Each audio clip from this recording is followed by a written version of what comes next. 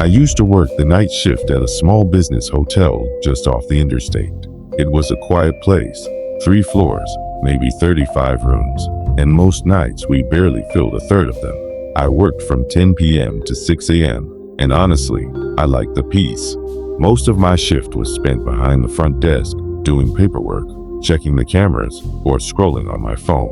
The lobby was small, just a couple of couches, a TV that was always muted, and a vending machine humming in the corner. At night, the front doors locked automatically, so guests had to buzz in, and I had let them through. One night last winter, a man buzzed in around 11:15. He looked to be in his late 40s, tall, with a blue jacket and a baseball cap pulled low. He carried a duffel bag and had this tired, blank look on his face. He asked if we had a room for the night. I gave him the price. He nodded and handed me a credit card.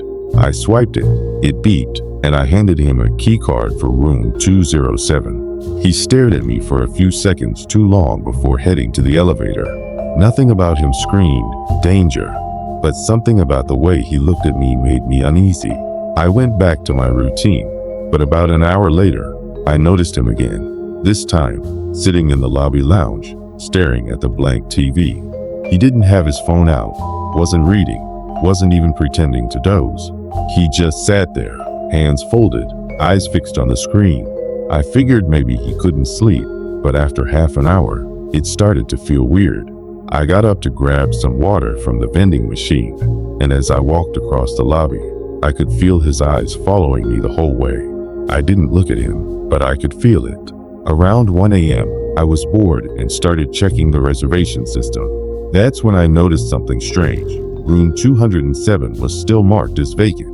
I double-checked the check-in log. No name, no charge, nothing.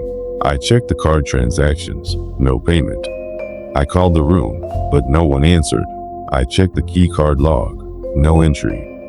That's when it hit me.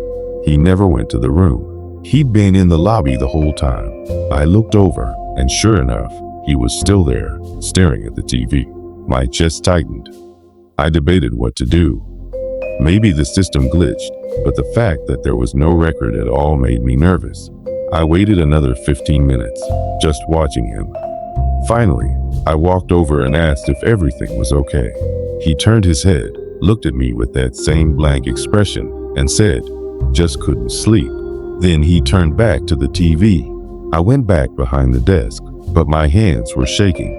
Around 2, I realized he wasn't in the lounge anymore. I scanned the lobby and finally spotted him standing at the end of the hallway by the bathrooms, half hidden in the dark. He just stood there, not moving.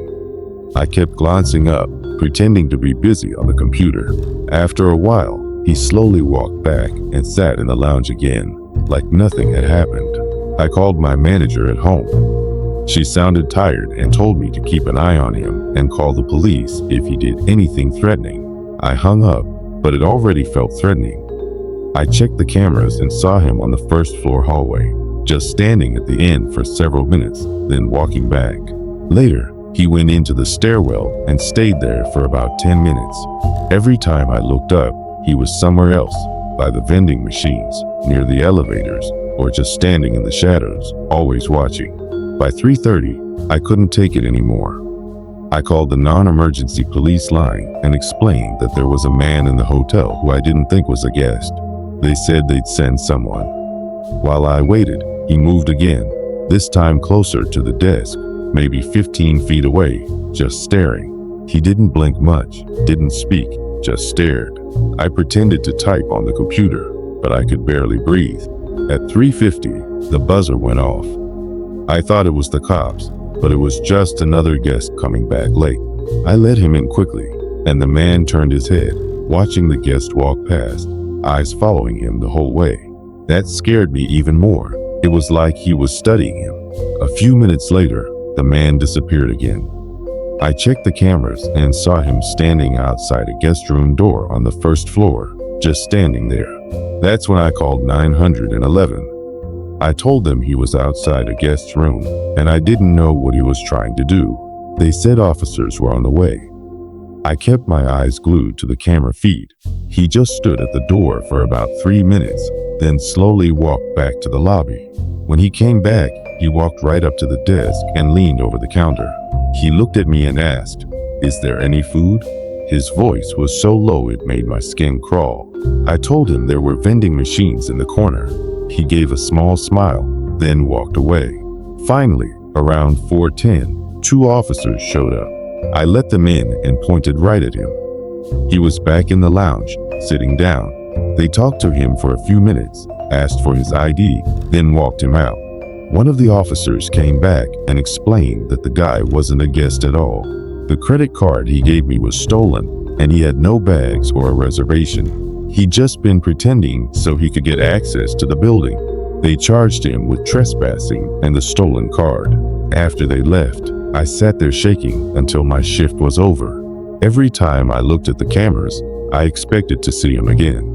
The part that messed me up the most was realizing he'd been inside the hotel for hours, wandering around, standing outside guest rooms, watching me from different spots, and he was never even supposed to be there. I have no idea what his plan was, but I know it wasn't good. That was the scariest night of my life. My name is Meredith. I'm 24, and for almost a year, I worked the night shift at a tiny gas station off County Road 11. It's the kind of place you only notice if you're out of gas or completely lost. I liked the job at first. It was quiet, predictable, and I could listen to music or read between customers. But that changed the night Paul started coming in. It was a Thursday. Just after 1 a.m. the air outside was wet and still, and the hum of the overhead lights was the only sound in the store. I was about to microwave a cinnamon roll I didn't even want when the door chimed. A man walked in, mid-40s, maybe older, with a green coat, messy hair, and dry lips like he hadn't smiled in years. He didn't go for the coffee or snacks. He just stood near the counter, staring at me with this strange, almost familiar look. "Hi," I said, forcing a polite smile. He nodded. You always work this late? Yeah, mostly. He smiled, but it didn't reach his eyes. I figured. I've passed through a few times. Noticed it's always you. Oh yeah, right. Small town, I said, trying to sound casual. He didn't leave. Meredith, right? I froze. I wasn't wearing a name tag. Before I could ask how he knew, he motioned to the whiteboard where I'd written. Cinnamon coffee is back. Most people dot their I's with circles. You use little slashes. It's very specific. Thoughtful. I didn't respond. He didn't buy anything, just stood there for another minute, watching me like he was studying my reactions. Then he finally nodded. I'm Paul. Just curious, that's all. And he walked out into the fog. After that, he started showing up randomly. Not every night, but often enough that I stopped assuming it was a coincidence. Sometimes he'd come inside. Sometimes he'd just sit in his car near the edge of the lot with his headlights off. One night, I tried to ignore him. He came in, bought a bottle of water, and lingered like always. You're quieter tonight. Long shift, I muttered, not looking up. He slowly looked around the store, like he was taking inventory of everything. It must get lonely. Just you out here in the dark, no one else for miles. I'm fine, I replied, stepping back. He leaned on the counter. You ever get scared being a woman alone at night? His voice wasn't threatening. That's what made it worse. It was neutral, like he was asking about the weather. Do you need anything else? He tilted his head. You always keep the door to the back room locked. Smart. I noticed you check it around 2 a.m. almost every night. My stomach turned. I didn't answer. I'll let you get back to it, he said with a soft, almost apologetic smile. Then he walked out again. After that night, I started walking to my car with my keys between my fingers. I kept a tire iron under the counter. I changed the curtains in my apartment, started showering with the bathroom door locked, even when no one else was home. There were nights he didn't come. Sometimes I'd go a whole week without seeing him, but it didn't help. It actually made it worse because I never knew when he'd reappear. One night, I came back from my 10-minute break to find a Polaroid on the counter. It was me, refilling the windshield washer bin behind the station. It was taken that night, close up. Way too close. There was no note, but the slash on the I in windshield on the bin label had been circled in red ink. The next time he came in, I told him to leave. I told him if he stayed, I'd call the police. Paul just nodded. "You've been following me," I said, my voice cracking. He didn't flinch. I just think you're the kind of person who's used to being misunderstood. I thought maybe you'd appreciate someone who pays attention. "That's not paying attention. That's obsession," I replied, already dialing 911. He didn't stop me. The police came quickly, and he didn't resist. He just stood there, arms at his sides, waiting. They searched his car and found a notepad filled with dates and times, my schedule, notes about my walk, my clothes, my groceries. One page just had my name written over and over again in tighter and tighter loops until it turned into scribbles. He kept telling the cops the same thing. I just noticed things. I'm just a curious guy. The restraining order went through that week. Now I don't work nights anymore. I don't even live in the same town. The company transferred me to another station 2 hours away. But even now, when I drive home and see headlights behind me for too long, I feel the back of my neck tingle. And sometimes I still think about the way he said my name, like he already knew what it would sound like in his mouth, like he'd been practicing it. I want to start this off by saying this happened just last month. I worked the overnight shift at a 24-hour gas station on the edge of town. I'm 22, and I've only been here a couple of months, working Thursday through Saturday. My coworker Max covers the other nights. Most shifts are dead quiet, just a few regulars, some truckers, and the occasional lost driver. But what happened over 2 nights still makes my skin crawl. It started around 2:30 a.m. on a Friday. Max and his friend Ben stopped by to grab coffee and say hi. They were both in a good mood, laughing and playing with Max's dog in the parking lot. As we were talking, Ben mentioned a car parked at the far end of the lot, engine running, lights off. He said he'd asked the guy inside what he was doing, and the man claimed he was waiting for a DoorDash order. That wasn't unusual, except I hadn't had a single order in almost 2 hours. I shrugged it off at first. Sometimes people just hang out in their cars. But after Max and Ben went back outside, I started to feel uneasy. The car was parked in a spot I couldn't see from the register, and every time I glanced out, it was still there, engine idling, windows fogged. Max came back in for more coffee and told me the guy had been watching them, sometimes texting, sometimes just staring.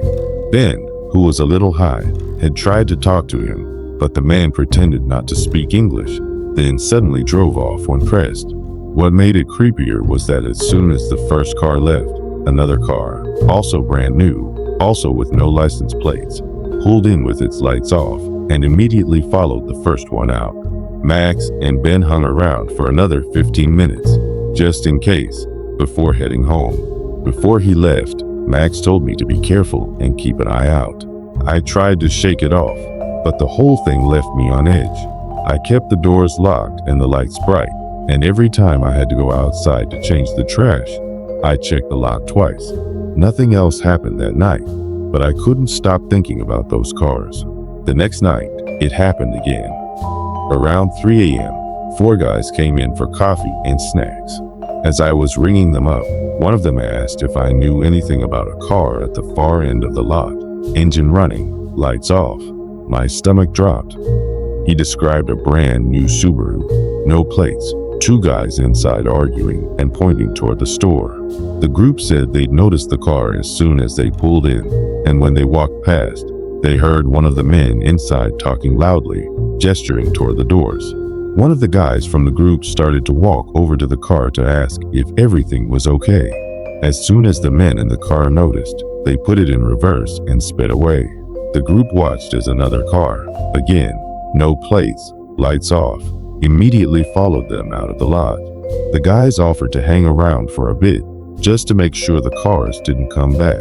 They stayed for about 20 minutes, topping off their coffee and chatting with me until we all decided it was probably safe. I thanked them and finished my shift, but I kept glancing out at the lot, half expecting to see those cars again. What scares me most is that I never actually saw the cars myself. Just heard about them from people who were looking out for me. But to have the same car come 2 nights in a row at almost the same time, parking in a spot I couldn't see from the register, makes me wonder if my paranoia was justified. If Max and Ben hadn't been there, or if that group of guys hadn't noticed, I don't know what would have happened if I'd been alone. I don't work again until next week, and I can only hope those cars don't come back. But now, every time I see a car with no plates, I feel my heart start to race. And I wonder if someone's out there, just waiting for the right moment when I'm alone.